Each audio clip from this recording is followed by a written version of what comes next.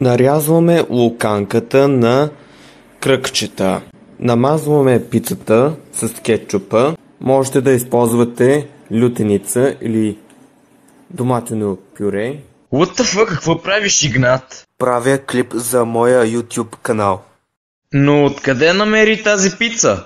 Носех я в куфара. За бога, махай се! Как ще изтърпя тези досади? Както и да е. Миналия път в Супер региони посрещахме участници от различна възраст, една единствена цел – голямата награда. Дадохме им мини изпитания за имунитет и двама получиха, обаче никой не знае кои са. След това ги разделихме на 3 отбора и им дадохме първото официално изпитание. Вече си имат имена на отборите, имат капитани, обаче не знаят нищо един за друг. Кой е скандален, кой е мил и кой само се преструва. Ще разберем в днешния епизод на Супер регионите. Имате ли бутче?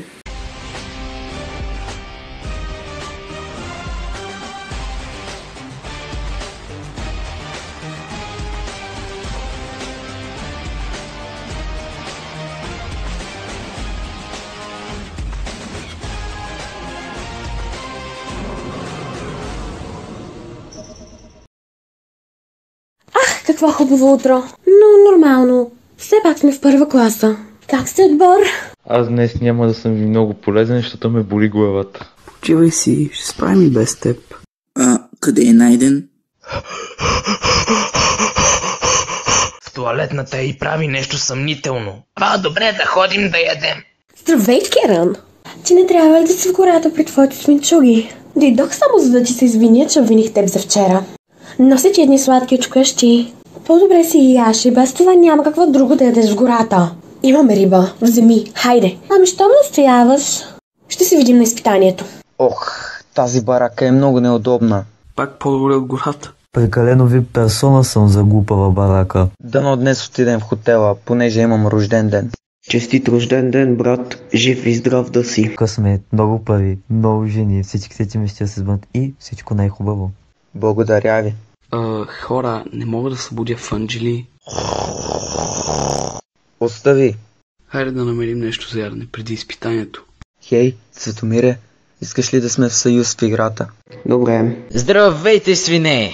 Какво правиш тук? Нося ви храна. Мухлясъл пудинг. По-добре от плохове. Не може ли да гласуваме какво да ядем? Другия път. Така като гледам, двама от вас липсват, както и да е техен проблем. И така, за днешното изпитание ще трябва да сте актьори. Ще изберем по 2 или 3 човека на отборите, ще трябва да изиграят някаква сценка, която другите от отбора им ще напишат. Аз няма да мога да съм актьор. Актьорите няма да имат право да пишат сценария. Генерал, айде ни карантирай и отмени задачата днес. Не. Актьорите за светкавичните котки са Денислав, Здравко и Красимир. От злощастните свине ще са Калоян и Макс, а от ястребите, тъй като предния път те спечелиха, сега имат правото сами да си изберат актьорите. Имате 20 минути за сценария, по-добре не се мотайте. Начало! Ха-ха, тази загубенячка Кераня няма горката. А си мислеше, че ще победи. Дано този път да се постараем да победим в днешното изпитание. Днешната битка е наша, предчувствам го. Дано не ме накара да се целувам с някого от отбора, защото няма никакви момичета. Нещо не ми хареса как вървят нещата. Става голямо напрежение. Айде сега да им покажем какво значи филм. Каквото напишат сценаристите. Мисля по въпроса. Мен повече ми бива за актьор, но ще се опитам.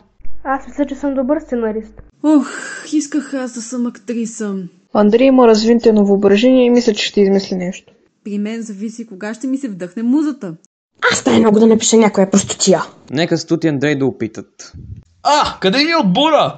Къде са Керан, Найден, Владимир и Боби? Владимира ли го боли глава, Боби отиде да похапва, Найден си прави кеф в туалетната, а Керан всъщност не знам къде е. Марто, моля те, бъди актьор. Ще бъде актриса. Аз ще пиша сценария. Ама какво трябва да е? Комедия ли? Да, трябва да се разсмее някой. Значи да опиша живота си. Дай попови пръстите отишли в пустинята. Какво ще правят прасите в пустинята? Нов план. Ще се опитаме да е възможно най-забавно. Бот ще ни направи историята. Аз предлагам 3 мъже и Злата Хана. Не е зле. Ще са 2 братя, които харесват едно момиче. Обаче, момичето е влюбено в единия брат, а другия започва да изпитва неописуема ревност. И пум, патрон в кръка! Нека са Гравити, Дънкан и Хана. Ех, все Хана. Какво изпуснах? Заговорих с мама по телефона. Времето ви тече, идвайте! Значи Марто и Анелия са актьори. Да ги смажем! Крака ми. Дениславе! Изкълчих си го, няма да мога да бъда актьор. И сега какво ще правим? Импровизирайте! Имам предчувствие, че ще загубим. Добре дошли! Започваме първо с свинете. Хей, клетите Анелия? Къде ще изчезнат Тристани? Както и да е, не съм много разтревожен за елиминацията. Значи ти я харесваш? Да, и какво? Ти знаеш, че я харесвам. Още от училището, защо ми го причиняваш? Тя е била винаги до мен, не до теб. Приеми го. Мислех, че сме брати и най-добри приятели. Виж, нещата не винаги са така, както ги искаме. Освен това, вече я поканих на среща. Какво? Съжалявам, трябва да тръгвам. Не бързай. Пусни ме. Чуй ме. Не искам. Караме се заради едно момиче. Това не е правилно. Не ми пука. Винаги ти си бил най-успешния. Но аз... Мъкни, мразя те. Аз съжалявам. Не ми трябва извинението ти. Не ме изкефи. Честно казано, за времето, което ви дадохме е добре. Давам ви 7 от 10. И аз давам толкова. Добре, общо 14 точки. Рете на Марто. Анелия също трябва да участва. Анелия обаче я няма. Ами, добре, рете на Красимир и Здравко. Денислав не е също с тях. Него обаче го няма, за това само те. Хайде, покажете ни какво сте измислили. Нищо не сме измислили. Давайте! Как да започнем? Аз ли да бъда първи? Да. Хайде, моля ви! Хайде, че ще има наказание. Бързо, бързо! Я мисля, че можеше да се случи поне едно хубаво нещо тази нощ. А какво направи ти? Виж сега, вината... Накараме да плача. Вината не беше в мен, вината беше в теб. Не би даде това, което искам. Тя е виновна заради нейните лоши магии срещу нас. Не, тя не е виновна. Това, което стана, беше само и само заради нея и заради твоите действия. Не, вярно, аз се обичам много повече от тебе и идея си нямаш, през цялото време съм ти изневерял с нея. Знаех си аз, вие, френски идиоти. Вие всички разваляте нашите сърца. Абе, Париж, от малка съм гледам тази шибана долна кула и нищо не видях. Ами такава ти е била съдбата. Като не ми даде това, което искам, това ти се пише. Защо? Това, което не получи. Дефиле, което трябваше да го представя пред Диор. Най-известният модел във Франция през 96-та. А ти какво? Банкер? Смятам, че получи това, което си се заслужил. Дано да ти се връща още много. И да нямаш късмет в нищо. Добре. Това ли е? Тази мелодрама има край. И това, което ти ще направиш тази нощ и което аз ще направя, ще ни докара само до един изход. Да бъдем отделени от самите ни чувства. Аз през цялото време съм нямал абсолютно никакви чувства. Ти си покук, вземи си шибата халка и си тръгни от живота. Направо ще заминавам.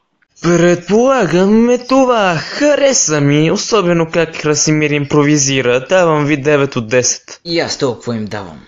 18 точки, доста повече от другия отбор, сега е ред на Марто. Аз самичък си останах. Импровизирай. Викаш, той да играе две роли, а? Как да стане? Не става така. Аз ще ти измисля тема. Цитирай какво би казал, ако че е разбито сърцето. Не става така. Да, вече си имаме изгубил отбор. Ястребите да гласуват кой да отпадне. Нови ястребчета! Добре, че ни дойде чудо и късмет. Ами, радвам се, че доведох отбора си на второ място. Според мен те се справиха чудесно. Можех да продължа сценария, но просто времето ме притисна и така. Царството направи сценария и мисля, че заради него стигнахме до второ място. Парите не купуват талант, скъпи мои! Ах, тази вещица Луси! Направи ми заклинание да препадна преди изпитанието. Сигурна съм. Трябва нещо да й го върна. Марто, гласувам за теб, защото имаше много сценарии и ти каза, че нямаш какво да правиш. А Анелия дори не се появи всъщност. Нищо, на другата игра ще бием. Нямахме никакъв сценарий. Това беше история на сценарий. Там ми беше проблема. Можеш ли поне да дойдеш? Имаме гласовете вече. Ако това е последният ми ден тук, окей, и без това няма награди. 1 глас за Керан. 1 глас за Анелия и още 1 за Керан. Един глас за Камерън и още един за Анелия. И последния е за Найден. Сериозно? Заради равенството, капитана ще реши кой да отпадне. Анализ на всички. Камерън не беше актьор, а Анелия дори не се появи, но... е по-полезна от Найден. Ще й дам втори шанс. Найден е аут.